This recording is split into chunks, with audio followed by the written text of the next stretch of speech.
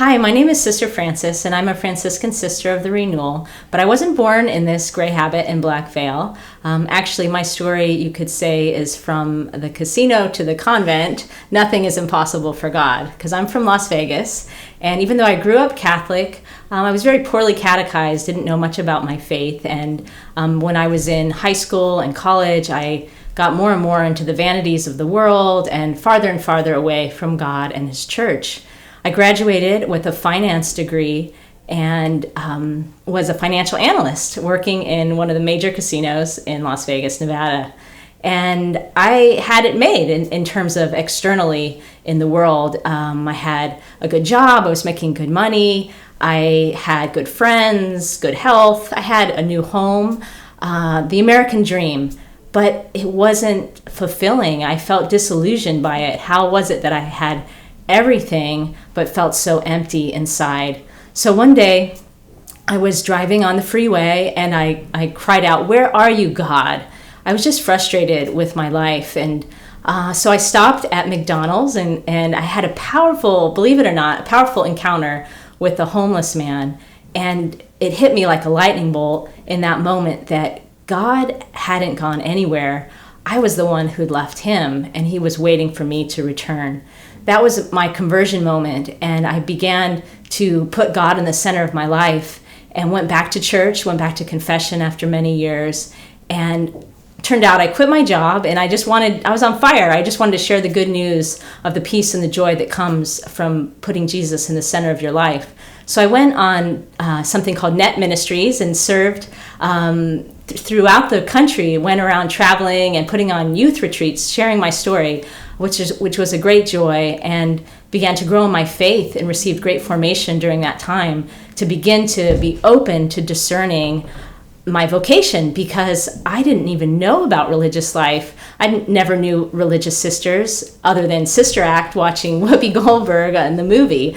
I did not think it was for real. So I began to learn more about my faith and began to realize God has a plan for my life, and I needed to pray and seek that. So as I drew closer to Christ, I first began to discern marriage and was dating a good Catholic man and thinking about that very seriously. But in prayer, I just didn't have peace. I really felt God was calling me to something more.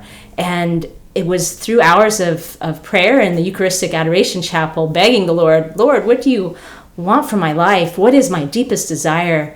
He began to show me He was inviting me to be His spouse, to be all His, to belong to Him in a radical way. At first, that was a scary thing of what that would mean, but He showed me, especially through the life of St. Francis, that it's a joyful call to live the vows, to live the radical gospel life, just like St. Peter did, and Jesus called him to leave everything and follow so closely the life of Jesus. I felt that call as well, and that led me eventually to the CFR sisters in New York City, which I never imagined living in New York City, but I found them by the grace of God and saw in their life, in their charism, the spirit of St. Francis alive today, and that just blew me away. I said, "Wow, this is for real, and this is could be what my heart was made for."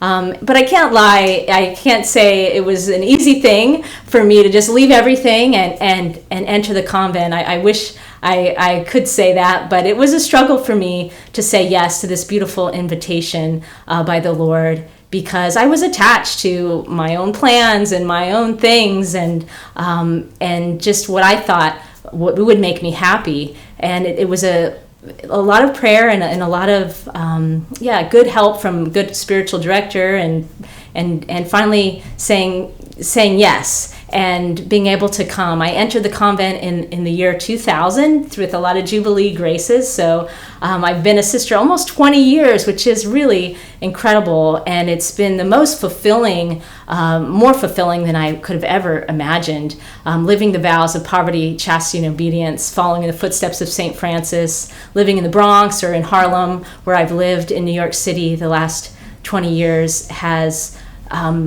fulfilled the desires of my heart and given me more peace and joy than I could ever have imagined. God is so good, so merciful. And I took my final vows March 25th, 2007. I can honestly say that day of giving my total yes to God was the best day of my life. I have no regrets, and I'm so grateful for the gift of my vocation.